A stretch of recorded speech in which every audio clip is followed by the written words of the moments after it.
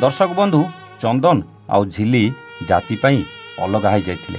आउ चंदन झिलीठू अलग हो जंत्रणा पाउथला बेले गाँ को बुलिबा को जाई गाँर भाई सहित मिसी जाइथिला। ता भाई जो नंबर देइथिला से नंबरटा जड़े झील उठेइथिला।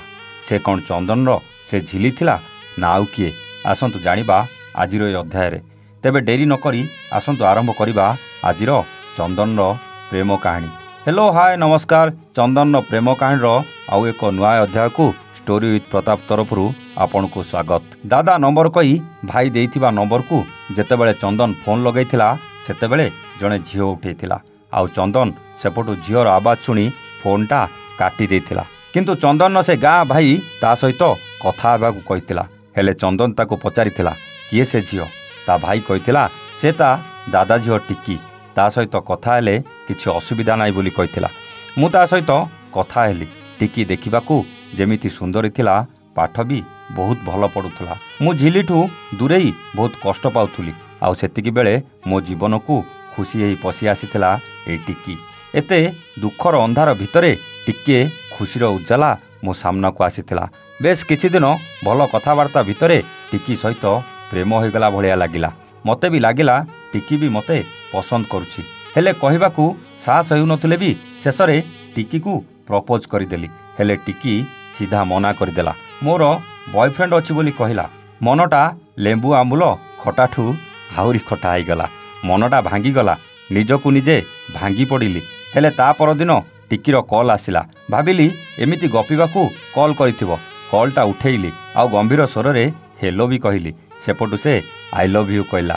मु आश्चर्य हेगली। पचारिली तमे तो आउ काहाकू भल पाउच, तमर बॉयफ्रेंड अछि बोली कहिलो। टिकी कहला ना ना सेमिति किछि नाई, मजारे कहिदेली।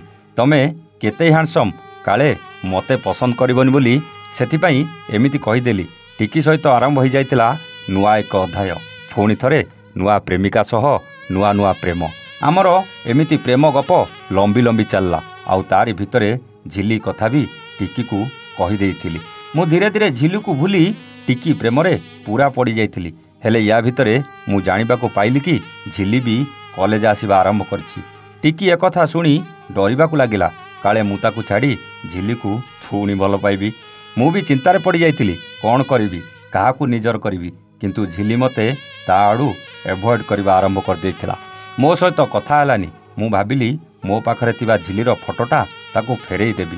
हेले जेतेबेले झिली को फोटो फेरेबाकू गली से मो सहित कथा हेबा बदल रे ता सांग कथा हला। आउ कहला या परे झिली सहित कथा हेले तम घर लोकन पाखरे कहिदेबी। ए कथा सुनी ता फोटोटा ताकू फेरेई देई सेठू पळे आसिली। आउ केबे भी मु सेबेठू से झिली सहित कथा हेनी। एपटे किंतु टिकी प्रति भल पाइबा मोर बढ़ी बढ़ी चलतिला। टिकी मते जेते भल पाइले भी ता भल पाइबाटा केजाणी काहेकि कमी कमी लागुतला। एमितिरे बीती जाए किछि दिन। टिकी ग्रेजुएशन करबाकू तांको गाँ छाड़ी आम घर पाख कॉलेज को आसे। धीरे धीरे टिकी आउ मु बेसी बेसी घनिष्ठ हेबाकू लागिलु। सबुदिन सकाळू आ संध्यारे ताकू देखा करिबा मोर जेमिति नीतिदिनिया अभ्यास रे परिणत हो जाइतिला। से जेतेबेले छुट्टी रे तांको घर को चली जाउतला भारी एका एका लागुतला, जमा भी भल लागुनतला। ताकू जल्दी पळे आसीबाकू कहूतुली। टिकी चाहूतला मु केमिति हेले रोजगार करे। घरे मते टंका देउनथिले बोली मु मो चेन आ मुदी देई लोन करी सेई पैसा रे गोटे नुआ बिजनेस आरंभ कली। मोबाइल रो स्पेयर नेई दुकान रे दिए। सेथिपाई मु मोर जणे सांग को भी रखिली। हेले से सांगटा कोन कला के जानी बिजनेस रे खेती हेबाकू लागिला। टिकी भी मते बहुत साहाय्य करथिला। हेले ता टंका भी ताकू फेरेई पारलिनी। या भितरे टिकी भी सिटी पाई जाइथिला, सेटा पुणी पाटनागढ़ रे। मु चाहूतली से बरगढ़ ट्रांसफर करबाकू। हेले टिकीर परिवार पाटनागढ़ रे रहिबाकू चाहूतले, काहेकि ना टिकीर घर सेठू पाख थिला। किंतु टिकी मो पाई ता बापा को कही पुणी थरे बरगढ़ को आसीगला। टिकीर सिटी कॉलेजटा मो मामू घर पाखरे थिला। सेथिपाई मु कथा हेई मोर मामू घरे ताकू रखिदेली। आ मामू घरे टिकी रहिबा परे मु ता सहित आहुरी क्लोज हेई गली। ता सहित सबु संपर्क रखी सारिथिली। गोटे पुओ गोटे झियो सहित जो संपर्क रखे। धीरे धीरे मु टिकी घर लोकंक सह संपर्क रखिबा आरंभ कर देइथिली। दिने टिकी बस रे जाउथला बेले सेई बस रो हेल्पर निशारे टिकी को दुर्व्यवहार कला बोली जानिबाकू पाइली। सेथिपाई टिकी को केबे एकुटिया छाड़ीनी। से जेतेबेले घर को जाए ମୁଁ ସାଙ୍ଗରେ ନେଇ ତାକୁ ଛାଡ଼ି ଦେଇ ଆସେ। ଏମିତି ଯିବା ଆସିବା ଭିତରେ ଆଉ ବୁଲାବୁଲି ଭିତରେ ଦିନେ ଆମ ଘର ଲୋକ ପାଖରେ ଖବର ପହଞ୍ଚି ଯାଇଥିଲା। ହେଲେ ମୋ ଡର ନଥିଲା, କାହିଁକି ନା ମୁଁ ଟିକିକୁ ବହୁତ ଭଲ ପାଉଥିଲି ଆଉ ତାକୁ ବାହା ହେବାର ବି ଥିଲା। ସେ ତ ମୋ ଜାତିର ଥିଲା, ତଥାପି କାଳେ ଆମ ଘର ଲୋକ ଟିକିକୁ ଖରାପ ଭାବିଥିବେ ଭାବି ମନଟା କେମିତି ଲାଗିଲା। ସେଦିନ ଡରି ଡରି ଘରେ ପହଞ୍ଚିଲି।